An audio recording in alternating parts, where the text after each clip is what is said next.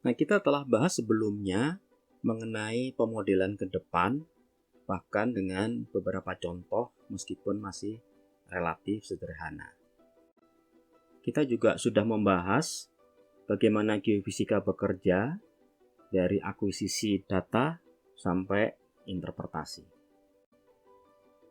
Nah, jika kita fokus ke salah satu aspek, yaitu menghasilkan model bawah permukaan berdasarkan data lapangan atau data pengamatan, sebagaimana ditunjukkan di sini, maka prosesnya ini bisa disebut atau dikatakan sebagai kebalikan dari pemodelan ke depan.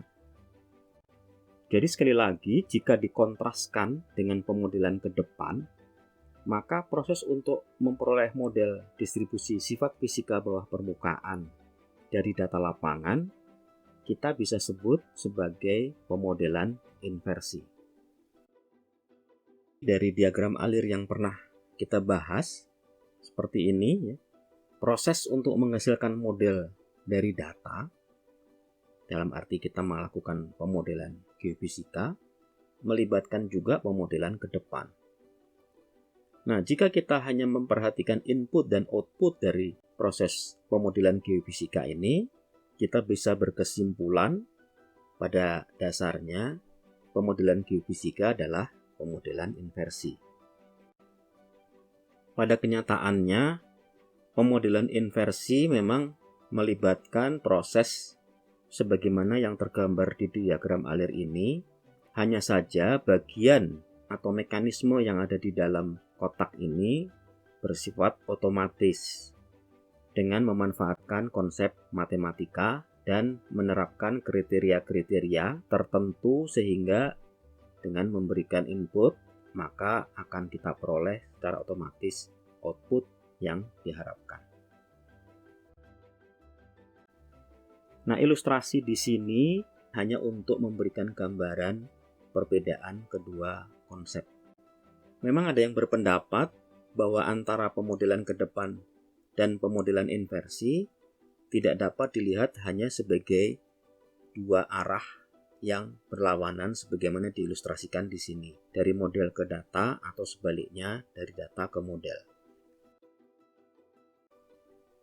Nah, sebagai contoh, jika pada pemodelan ke depan sebelumnya kita telah memperoleh data hasil perhitungan GZ di titik-titik pada profil ini, maka data tersebut dapat kita gunakan sebagai data sintetik, seolah-olah data yang kita peroleh dari lapangan atau seolah-olah kita melakukan pengukuran, hasilnya adalah yang seperti ini. Kemudian kita dapat lakukan pemodelan yang bisa kita sebut sebagai trial and error, di mana kita berusaha untuk memperoleh kembali parameter model yang sebelumnya kita gunakan untuk menghasilkan data sintetik. Nah, pada contoh ini kandidat solusi belum tepat karena belum diperoleh kecocokan antara data sintetik dengan data hasil perhitungan yang merupakan respons dari model yang kita usulkan. Sekali lagi kita ingat bahwa data perhitungan itu adalah hasil pemodelan ke depan untuk suatu model tertentu, dalam hal ini model yang ada di sini.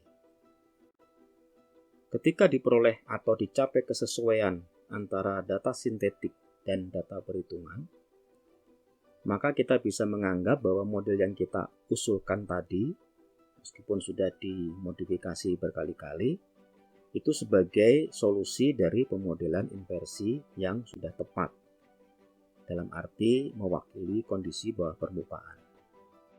Demikian tadi paparan singkat mengenai pengantar atau pendahuluan inversi geofisika.